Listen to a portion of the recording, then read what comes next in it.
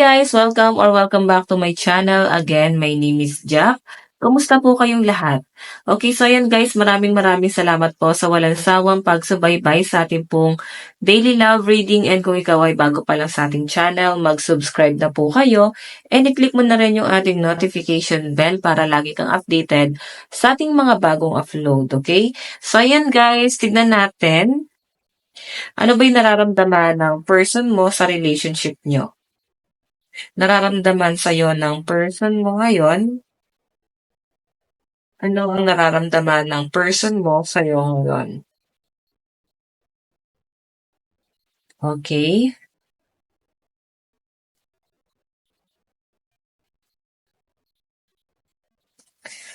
Okay. So, ano naman ang nararamdaman mo kay person?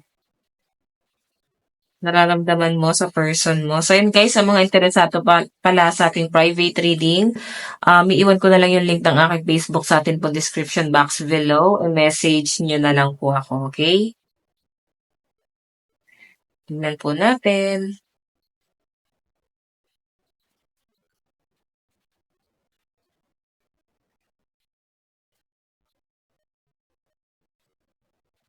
Nararamdaman mo, parang ayaw mo na sa person mo. May tampo, may galit, sama ng loob. Yan ang nakikita ko sa'yo. Okay. Nararamdaman ni person, dito muna tayo kay person. Okay, nararamdaman ni person mo sa'yo ngayon. The Fool, malaya. Yan ang nararamdaman ni person. So guys, ang The Fool kasi parang new beginning din naman yan. Okay, pwedeng nakaka-feel yung person mo ng excitement. Okay, so ayusin ko lang guys tong camera natin. Okay, so ayan. Inusog ko lang guys, no? Parang ang layo sa akin nandito. Okay, so The Fool, nakaka-feel itong taong to ng excitement sa connection yung dalawa. Sobrang excited, masaya yung nakikita ko sa kanya guys. Kinikilig, ganun yung energy guys, no? And sa malinaw na pinapakita rin sa akin dito guys, posible na itong person na to, meron kang pinakita na maganda talaga sa kanya. Parang trinato mo siya ng tama. Okay?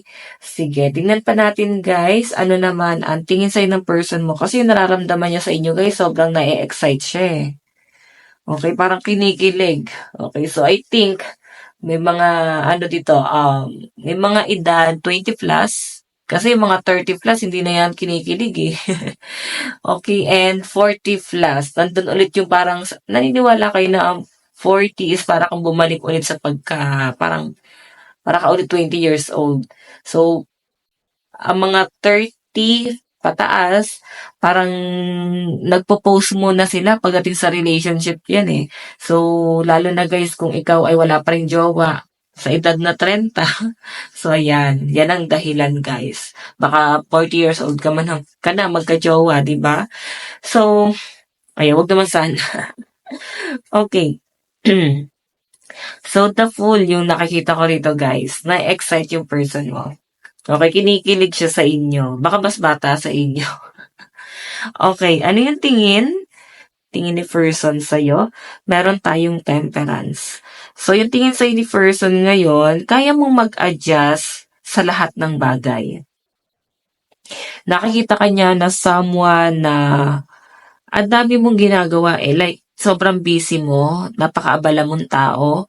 Pero, ayun nga guys, kahit na parang abala ka, nagagawa mo pa rin guys siya bigyan ng attention. Kaya mo pa rin siya guys bigyan ng time. Okay, kaya nga guys siya natutuwa kasi yung simpleng ginagawa mo para sa kanya guys is parang, alam mo yon, simpleng effort, sobrang na-appreciate niya yon. Okay? Sige, tignan natin guys. Tignan natin ano naman ang magiging action. Ayan, magiging action ni person sa connection nyo ngayon. Three of Pentacles collaboration. Partnership. So, ito guys, ito person na to, hindi talaga siya guys maalam, no? Pagdating sa relationship. Like, siguro, wala nagtatagal sa kanya. Pwedeng, ngayon lang siya guys nagkaroon ng jowa. Ganyan, pwedeng matagal. So, parang naninibago siya, di siya guys sanay. Pwedeng ganon.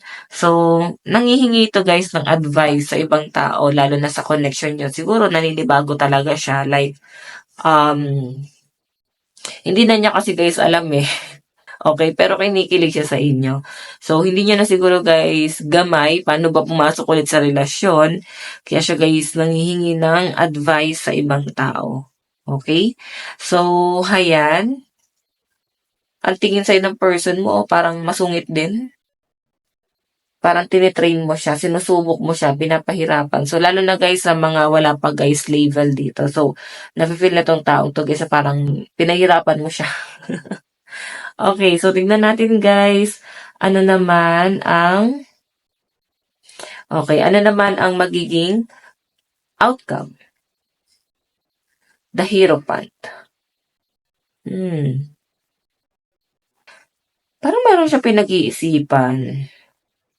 Okay, kung makita nyo guys, tatlo kayo dito. So parang eto guys single naman tong taong to. Okay, what I mean, wala naman ako nakitang nagkaroon siya ng third party or kung meron man pwedeng bumabawi naman. So, ngayon kasi guys, pwede ikaw lang yung person niya. Pero may babalik daw sa kanya eh. Pwedeng ito guys, ay magiging distraction sa kanya kung sino man tong tao na to na manggugulo sa relasyon nyo. So, maaaring, hindi naman ako nakakita guys sa parang matutokso tong taong to, pero parang magiging ano nyo guys, magdudulot guys ng gulo sa inyong dalawa. Maring pagtatalunan nyo. Okay? Pag-aawayin niyo ng malala talaga itong taong 'to. Puwede kasi guys na ine-entertain niya. So, siguro sa katwiran ng person mo, wala lang naman sa kanya 'yun, 'di ba? Pero sa inyo kasi guys, big deal 'yun, okay? Lalo na kung meron silang past nitong taong 'to. Okay, bottom of the deck guys, meron tayong Ace of Cups and King of Pentacles. Okay? So, sa malinaw na pinapakita po sa akin dito guys, ito kasi Ace of Cups. Parang ano siya, parang fulfillment. 'Di ba? Malakas yung pakiramdam. So, I think, kahit ang pinapakita sa inyo ng person mo is parang masaya lang siya, isip bata lang siya, yun lang yung alam mo, matured talaga tong taong to. Okay? So, yun lang yung alam mo, pero sa pinapakita kasi sa akin guys, itong taong to, observant siya. Maaring palihim ka niya ina-obserbahan kahit na parang makulit lang yung personality niya. Okay? Ayan. So, yun guys, sa side ni person, malakas ang water sign, Cancer, Pisces, Scorpio, Capricorn, Taurus, and Virgo. Okay? Yung iba nito guys na nakikita ko, pwedeng wala kayong contact nitong taong to. Baka kaya may collaboration dito, parang binibigyan mo siya ng leksyon. Pwede kasi guys na parang meron kang gustong ma-realize sa tong taong to. So, ngayon kasi guys, pwedeng hindi kayo nag-uusap. And sobrang nahihirapan yung taong yan. Kaya siguro guys, Ace of Cups to. Kasi pagpapatawad to eh. Okay, so I think etong taong to guys, gagawa to ng paraan para makapasok ulit sa buhay mo at ayun nga, hihingi sa inyo guys ng tawad itong taong to. No? Sa kung ano man guys yung nagawa niya. Kung malaki man yung pagkakamaling nagawa niya, hingi siya guys ng tawad. Okay? Ayan, sa walang communication dito guys, no contact. Okay, so nasabi ko na ba, yan, water sign, Cancer, Pisces, Scorpio, Capricorn, Taurus, Virgo sa side ni person. Nararamdaman mo sa person mo, meron tayong the Hermit. Okay, so yung nararamdaman mo guys sa person mo, madilim. Gusto mo naman tong taong to, pero meron ka pinag-iisipan guys eh. Sabi ko nga kanina, pwedeng hindi kayo nag-uusap, kaya hermit yung energy mo. No? Nasa hermit mode ka, meron ka pinag-iisipan, meron kang ibang plano. Okay? So ngayon kasi guys, sa malinaw na pinapakita po sa akin dyan, parang ano ba to, may regret kang nafe-feel. Siguro, bigla ka na guilty sa mga nangyari, parang bigla kang natauhan na parang tama ba or mali ba yung ginawa mo, or may mali ka bang nagawa, or may tama ka bang nagawa, parang ganun yung pinapakita sa akin guys. Okay? Kasi hermit to guys eh. So, nandun sa point na pwedeng meron ka guys pinagninilay-nilayan. Alam mo yung pagninilay-nilay, so parang may pinag-iisipan. Okay, nasa hermit mode yung iba sa inyo ngayong araw. Okay, so tignan pa natin guys, ano naman ang tingin mo kay person. Meron tayong Three of Cups. So yung tingin mo kay person guys, Three of Cups. Okay? Sa malinaw na pinapakita sa akin dito guys, parang feeling mo kasi ano siya, hindi siya ganun kaseryoso sa buhay. Ayan. And maaaring nakikita mo kay person, ayan tingin mo sa kanya na nag-explore pa, parang walang plano. Kagaya nga nasabi ko kanina, mag-ingat ka kasi observant itong taong 'to. Puwedeng yun lang yung nakikita mo sa kanya, okey, na parang hindi siya gano'n kaseryoso sa buhay, happy-happy lang, party-party or parang nag-e-explore pa. Pero guys, itong taong 'to, yun lang yung front niya. Matured talaga siya, sa pinapakita sa'kin, okey? So, pero kung ibang taong tinitignan dito, ayan, puwedeng yun na nga, kagaya ng sabi ko kanina, may nakikita ka na or puwedeng may paparating dito na someone na galing sa past na 'tong taong 'to na puwedeng magdudulot ng gulo niyong dalawa. So, kung makita mo guys, ayan 'no, meron ka ng tinitingnan dito. Okey, puwedeng may ibang ka-connect yang taong 'yan, puwedeng pagtatalunan niyo 'yan, okey? Or puwedeng ito na nga yung naging dahilan kung bakit wala kayong communication ngayon. So, ano yung magiging action mo? Meron tayong morning. So, iba sa inyo guys, ayan, puwedeng ang bigat-bigat ng pinagdadaanan mo ngayon, parang nandun ka na sa point na nalulugmok ka na, nahirapan ka ng gumawa ng tulog, as in parang, nagkaroon ka ng insomnia, baka umaga ka na guys nakakatulog. Ramdam mo yung sobrang pagod, okay? As in, down na down talaga yung energy mo, sobrang sakit ng mga nangyari sa inyo. Sobrang nahirapan ka talaga na maka-recover, okey, dito sa connection niyo, lalo na at hindi nga kayo guys nag-uusap, okey? Pero nakikita ko naman guys na puwedeng mag-uusap pa rin naman kayo. Pero ikaw kasi parang nandun ka na sa point na yes, gusto mo siya pero paninindigan mo yung desisyon mo kahit na parang nasa hermit mode ka rito. Outcome, meron po tayong ayan 'no, tinatanong mo ngayon yung worth mo, okey? Alam ba niya yung halaga mo, parang gano'n? Na-appreciate ka ba niya? Alam ba niya na, um, dapat pinapahalagahan ka? Mga gano'ng senaryo yung nakikita ko rito. Okey, kasi napapaisip ka rito, eh. Eto, oh. So, tingnan pa natin. Oh, Five of Swords. Tinatanaw ka naman pala ng person mo. Puwedeng nakikipag-communicate, hindi mo siguro guys pinapansin, hindi mo kinakausap, 'di ba? So guys, malakas ang energy ng ear sign, Aquarius, Gemini, Libra, Capricorn, Taurus, Virgo, Cancer, Pisces, Scorpio sa side mo.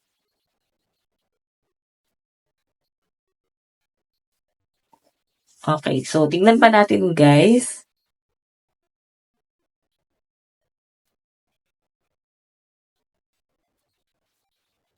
Tingnan pa natin saan napatungo 'tong relationship na 'to.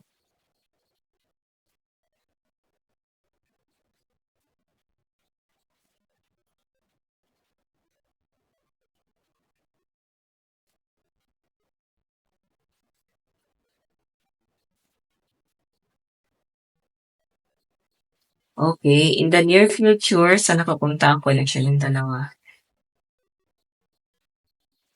Okay, so ayan. Kasi nakikita mo dito parang feeling mo hindi ka naman niya pinahahalagahan. Kahit ayun nga sabi ko kanina guys, gusto ka naman nung taong 'to, mahal ka naman, pero hindi mo kasi guys talaga nararamdaman. Baka hindi talaga siya guys ano, showy. May mga pagod na nga dito, eh, 'no? Pagod ka na sa connection niyong dalawa. Pero hindi mo naman 'to susukuan. Kasi nandun sa point na nag-aantay ka pa rin. Ayun 'no, nag-aantay ka pa rin na kausapin ka niya.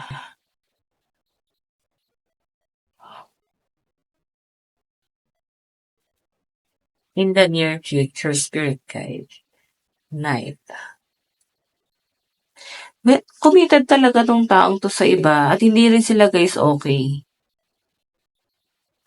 Puwedeng, iniwan ka ng taong 'to, inabandono ka niya, pinili niya yung iba, puwedeng yun nga nasa third party ka, iniwan ka talaga niya. In the near future guys, puwedeng ayan, nag-aantay ka pa rin ng communication. Then si person guys, itong taong ka-commit niya ngayon, hindi talaga sila guys okay. Lumalabo na yung connection nila. Meron tayong Ace of Cups. Ayan. So, sa pinapakita sa akin dito guys, yung Ace of Cups kasi parang, alam mo yung parang minasakal. I think naging kampante ka sa relasyon niyo talaga na hindi ka niya iiwan, hindi ka niya lolokohin. Kasi pinaramdam niya talaga sa inyo na mahal ka niya eh. Okay, kaya parang ngayon, naiwan kang lutang kasi lahat pala ng pinakita niya sa inyo, pwedeng ka-plastikan lang pala lahat yan. Pwedeng yung nasasabi mo sa sarili mo na parang pinaikot ka pala ng taon to. So, Ace of Cups, ayan. Tingnan pa natin. So, yun lang guys, hindi mo na paghandaan mo. Tingnan natin in the near future. Oh, Four of Torches. Alam niyo guys, itong taong 'to, nag-aantay lang 'to ng tamang panahon. Pero sa pinapakita sa akin, gustong-gusto ko ng kausapin nito. So, hanggang ngayon guys 'no, hindi talaga kayo nag-uusap hanggang sa future, in the near future. So, puwedeng, buwan na hindi kayo nag-uusap. Magpapalipas lang 'to ng um, panahon. Magmumuni-muni guys 'no. Pero ito nakakaisip siya na kausapin ko eh. Oh, Queen of Swords, naku matalino ka na eh.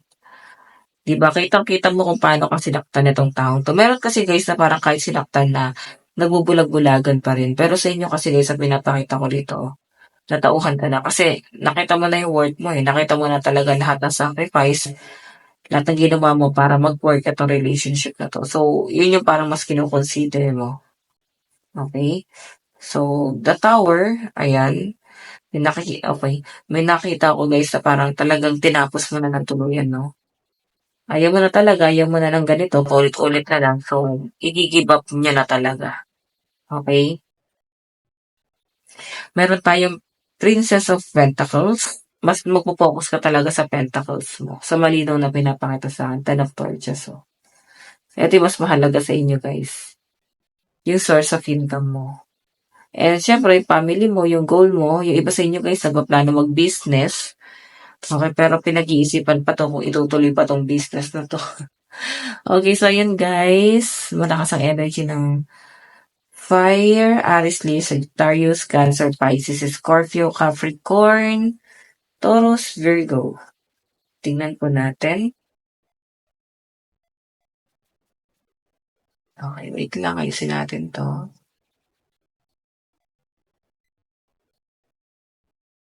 Okay. Love advice, boundaries. Ayan, no? So, ngayon guys, hindi ka na para magpakatanga sa ginawa nitong taong to. Kasi nagsiset ka na talaga ng boundaries sa connection yung dalawa. So, alam mo na yung limit mo, no? Parang di mo na talaga siya guys papasukin sa mo sa mundo mo. Okay? Openness. So, yun lang gusto mo, mag-explain siya. Pakikinggan mo naman siya. Bad. Ayan. May nakikita ko guys parang pagkikita sa inyong dalawa. Okay. Tingnan natin.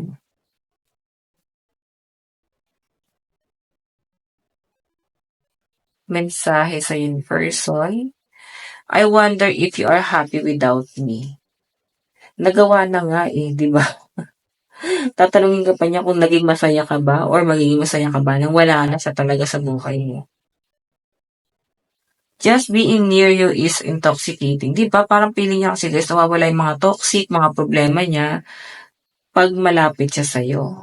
Yun po yung nasasagap ko dyan.